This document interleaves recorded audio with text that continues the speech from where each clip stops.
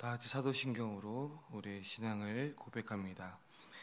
전능하사 천지를 만드신 하나님 아버지를 내가 믿사오며 그 외아들 우리 주 예수 그리스도를 믿사오니 이는 성령으로 잉태하사 동정저 마리아에게서 나시고 본디오 빌라도에게 고난을 받으사 십자가에 못 박혀 죽으시고 장사한 지 사흘 만에 죽은 자 가운데서 다시 살아나시며 하늘에 오르사 전능하신 하나님 우편에 앉아 계시다가 저리로서 산 자와 죽은 자를 심판하러 오시리라.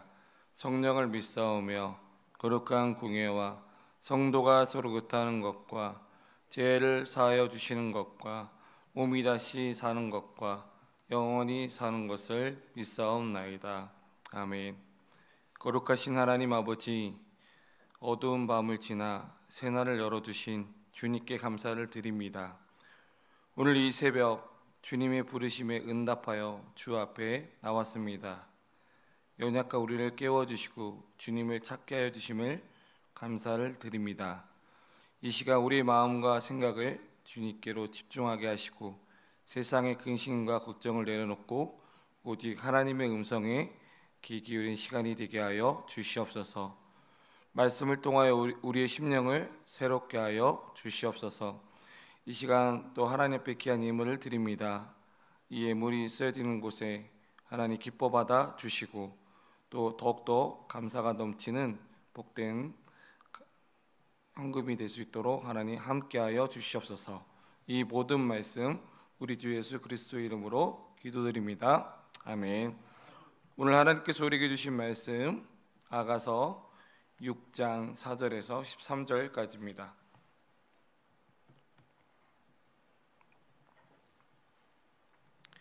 아가서 6장 4절에서 13절까지입니다.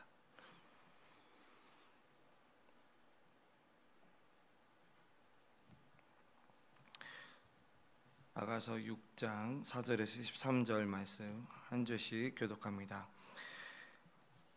내 사랑아, 너는 드리사같이 어여쁘고 예루살렘같이 곱고 깃발을 세운 군대같이 당당하구나.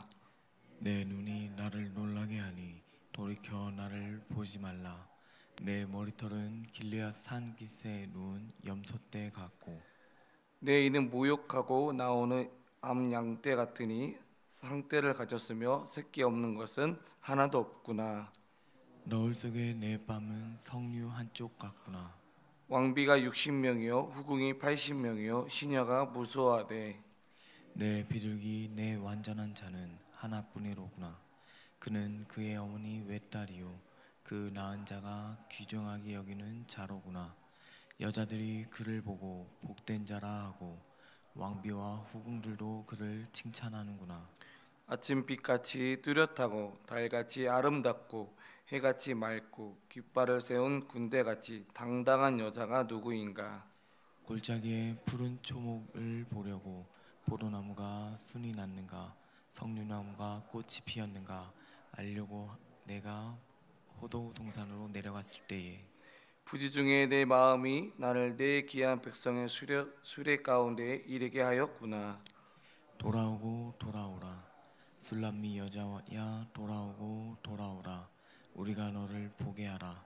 너희가 어찌하여 마하나임에 춤추는 것을 보는 것처럼 술람미 여자를 보려느냐. 아멘. 네, 오늘 6장 4절에서 13절의 말씀을 가지고 낮은 곳에서도 빛나는 하나님의 사랑이라는 제목으로 함께 은혜를 나누고자 합니다. 우리는 가끔 이런 생각을 하게 됩니다. 나는 정말 특별한 존재일까? 이 많은 사람들 중에서 과연 하나님께서 나를 기억하실까라는 그 의문이 들 때가 있습니다. 그리고 80여 명이 넘는 인구 속에 나라는 존재가 너무나 작고 미미하게 느껴질 때가 때론 있습니다. 세상은 외모와 학벌 또 능력으로 사람을 평가합니다. 그 기준 앞에서 우리는 자주 비교하고 열등감에 빠지기도 합니다. 나는 저 사람에 비하면 너무 부족해. 나는 왜 이렇게 모자랄까? 그런 생각이 우리 삶 가운데 밀려올 때가 있습니다. 하지만 오늘도 하나님은 변함없이 우리에게 말씀하고 계십니다. 그거는 너는 나의 사랑하는 자로다. 너는 나에게 하나밖에 없는 독보적인 존재다 라고 우리에게 말씀해 주고 있습니다. 오늘 이 시간 이 아가서 6장의 말씀을 통해서 함께 살펴보고자 합니다. 하나님께서 우리를 얼마나 귀하게 부르시고 또 우리를 통해서 어떤 일을 이루길 원하시는지 그 깊은 사랑 이야기를 함께 만나기를 소망합니다. 첫 번째로는 하나님은 우리를 독보적인 존재로 부르십니다. 오늘 본문서 아가서 6장 4절에 보면 신랑이 신부를 향해서 이렇게 고백합니다. 내 사랑아, 너는 디르사같이 어여쁘고 예루살렘같이 곱고 깃발을 세운 군대같이 당당하구나 라고 기록이 되어 있습니다. 여기서 말하는 이 디르사라는 이 표현은 북이스라엘의 첫 수도였고 예루살렘은 남유다의 중심지였습니다. 그리고 그곳에는 하나님의 성전이 있는 거룩한 신도시였습니다. 신랑은 단순히 신부의 외모를 칭찬하는 것이 아닙니다. 그녀가 고귀하고 당당하며 존귀한 존재임을 오늘 이 본문에서 지금 선언하고 있습니다. 존재 자체가 특별하고 하나뿐이라는 그 보물이라는 뜻을 가지고 있습니다. 그러면서 8절과 9절에서는 이렇게 말하고 있습니다. 왕비가 60명이요 후궁이 80명이요 처녀가 무수하되 내 비둘기 내 완전한 자는 오직 하나뿐이도다 라고 이야기를 하고 있습니다. 여기서 이 본문에서 말하고자 하는 것은 수많은 사람들이 있지만 신랑의 눈에는 오직 신부 하나만이 비할 데 없는 존재였다라고 이야기를 하고 있습니다. 여러분, 세상은 어떠한가요? 세상은 끊임없이 외모와 학벌의 능력을 가지고 사람을 평가합니다. 그래서 그걸로 인해서 우리는 쉽게 열등감에 빠지기도 합니다. 우리는 하나님께 세상에 다 하나밖에 없는 독보적인 존재입니다. 그리고 하나님은 우리를 사랑하실 뿐만 아니라 우리 안에 놀라운 생명의 회복을 일으키기 원하십니다. 그렇다면 지금부터 이 골짜기에서도 새싹을 도우시는 그 하나님의 생명의 역사를 함께 살펴보겠습니다. 두 번째로는 하나님은 우리 안에 생명의 회복을 일으키십니다. 오늘 본문 6장 11절에서 12절에 보면 신부가 이렇게 고백을 합니다. 골짜기에 푸른 싹을 보기 위하여 포도나무가 싹이 났는지 서로꽃이 피었는지 보려고 내가 내려갔을 때라고 기록이 되고 있습니다. 신부는 지금 높은 곳이 아니라 낮고 은스만 골짜기로 내려갑니다. 왜 내려갔을까요? 푸른 새싹이 돋아나는지 그 생명의 그 증후를 보기 위해서입니다. 우리 인생에는 때때로 골짜기 같은 시간이 찾아옵니다. 우리 삶 가운데 일이 뜻대로 풀리지 않고 관계가 깨어지고 오랫동안 품었던 그 꿈이 무너질 때가 있습니다. 그럴 때마다 우리는 종종 하나님한테 이렇게 묻고 하기도 합니다. 하나님, 왜 저를 이 낮은 곳으로 보내십니까? 하나님, 언제쯤 이 고난이 끝나겠습니까? 라고 그렇게 우리는 질문하게 됩니다. 그러나 성경은 우리에게 분명하게 말하고 있습니다. 그 생명의 싹은 높은 곳이 아니라 골짜기에서 시작된다는 것을, 또한 신부는 그 골짜기에서 비록 작고 희미하지만 새싹을 발견하게 됩니다. 이 희미하고 작지만 그 색상은 곧 생명의 시작이었습니다. 놀랍게도 그 신부는 어느새 그 백성의 병거, 그 승리의 전차에 이르게 됩니다. 골짜기를 지나던 순간 마침내 영광의 자리로 나아가게 됩니다. 성도 여러분, 저와 여러분들이 어떤 골짜기를 지금 지나고 있습니까? 초라한 상황 속에 있지는 않습니까? 그 자리에서 무엇보다 우리는 포기하지 마십시오. 그 골짜기 속에서도 하나님은 우리 푸른 색상을 띄우십니다. 비록 아직 연약하고 작아 보여도 그 씨앗은 반드시 풍성한 열매가 되고 하나님의 영광을 드러나게 될 것입니다. 골짜기에서 절망하지 마시고 희망을 품으십시오. 그리고 기억하십시오. 하나님의 그 계획은 여기서 멈추지 않습니다. 하나님 우리를 회복시키실 뿐만 아니라 우리를 통해 세상 가운데 자신의 영광을 나타나길 원하시는 그분의 역사심을 우리가 바라볼 수 있는 그러한 믿음이 있기를 간절히 소망합니다. 그렇다면 하나님께서 우리 삶을 통해서 어떻게 영광을 받으실까요? 하나님은 세 번째로 하나님은 우리를 통해 자신의 영광을 드러내십니다. 오늘 본문 6장 아가서 6장 13절에 보면 이렇게 기록이 되어 있습니다. 돌아오라 돌아오라 슬라민 여인이라 돌아오라 돌아오라 우리가 너를 보게 하라 라고 이야기를 하고 있습니다. 여기서 이 슬라민 여인은 신부를 가리킵니다. 사람들을 그녀를 부르고 바라보며 감탄하고 있습니다. 그녀는 단순히 사랑받는 존재를 넘어서 주변 사람들에게 하나님의 영광을 드러내는 존재가 되었습니다. 하나님은 우리를 단지 사랑하기로만 하는 것이 아닙니다. 우리를 통해 세상 가운데 자신의 영광을 나타내기를 원하시는 분이십니다. 나의 회복된 삶, 나의 빛나는 존재 그 자체가 하나님의 영광을 비추는 거울이 되는 것입니다. 우리는 하나님의 사랑받는 자로 머무르는 것에 만족해서는 안 됩니다. 우리는 하나님의 영광을 세상 속에 사명자로 우리는 살아야 합니다. 오늘 저와 여러분들이 이렇게 결단했으면 좋겠습니다. 하나님, 제 삶을 통해서 당신의 영광을 비추기를 원합니다. 그 주님의 사랑을 세상에 드러나는 자가 되게 하여 주시옵소서. 세상이 뭐라 해도 나 자신이 나를 어떻게 평가해도 하나님은 변함없이 우리를 사랑하시는 분이십니다. 그 골짜기에서도 생명은 자랍니다. 지금 여러분들의 삶 가운데 아픈 시간과 낮아진 자리로 인해서 힘들어하고 계신 성도님들이 계시다면 그 침묵 속에서도 하나님은 우리를 결코 포기하지 않으십니다.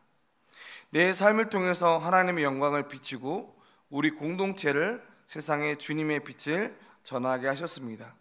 우리 모두가 슬라민 여인처럼 세상 가운데 하나님의 영광을 빛나게 드러내는 삶을 살게 되시길 간절히 축복하며 오늘 이 말씀을 통하여 우리를 부르신 그 부르심 앞에 또 더욱더 그 하나님의 사랑을 온 세상에 전할 수 있는 오늘 하루의 삶이 되시길 간절히 소망합니다.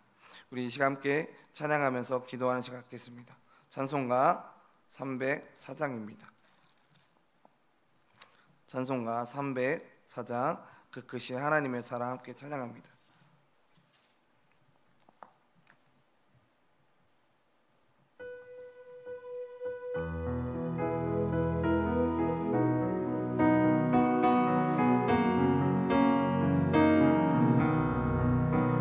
그 크신 하나님의 사랑 말로 다 현영 못하네.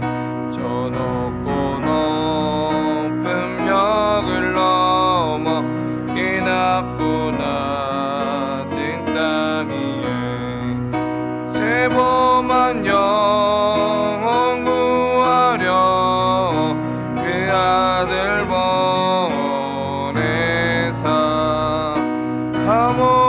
화목제물 삼으시고 제 용서하셨네. 하나님 크신 사랑은 증량나 못하네. 영원히 변치 않는 사랑 성도여 찬양하세. 괴로운 시절 지나가고 땅 위에 영화세할 때 주 믿지 않던 영혼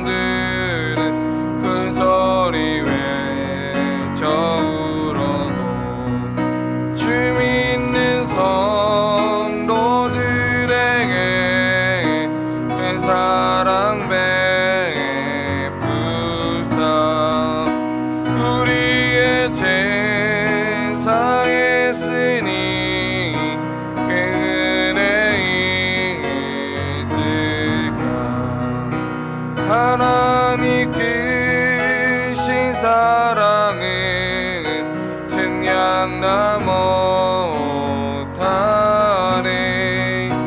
영원히 변치 않는 사랑 성도여 찬양하세.